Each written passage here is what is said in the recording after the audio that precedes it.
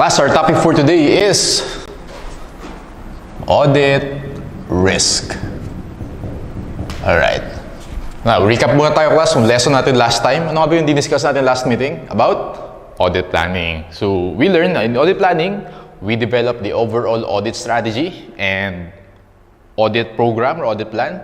And also, during the planning stage, we set the materiality level.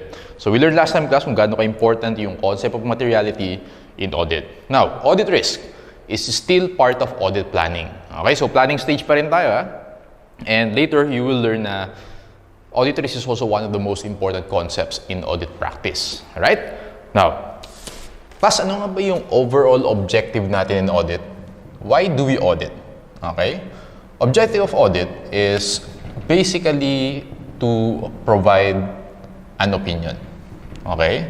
On the reliability of the financial statements of the client. Alright? So, yun yung responsibility natin. Sir, paano tayo makapagbigay ng opinion? So, all throughout the course of the audit, kukuha tayo ng evidence. Okay? We will gather evidence, sufficient and appropriate evidence, and then magde-decide tayo whether the financial statements of the client are reliable or not reliable.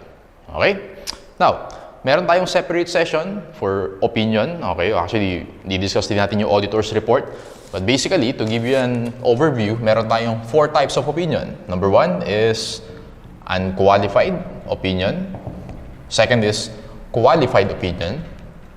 The third one is adverse opinion. And last is disclaimer of opinion. Okay? So among these 4 class, ito yung pinaka-okay na opinion, yung unqualified. Pag sinabi mo unqualified, it means reliable yung FS ni client. Okay? Now class, opinion is crucial because it enhances the reliability of the FS. Okay? And it will benefit the users of the financial statements. So class, sino nga ba yung mga users? You have the investors or the shareholders. You have the lenders, the bank, suppliers, the government, and tayo, the general public. Okay? So we benefit from the opinion because dyan tayo magre-rely. Yung decisions natin will be based on the FS of the client. Okay? So now class, yun yung ideal sana. Kaya lang meron tayong concept of audit risk. Okay? Audit risk, or let's call it AR, is the risk of giving an incorrect opinion.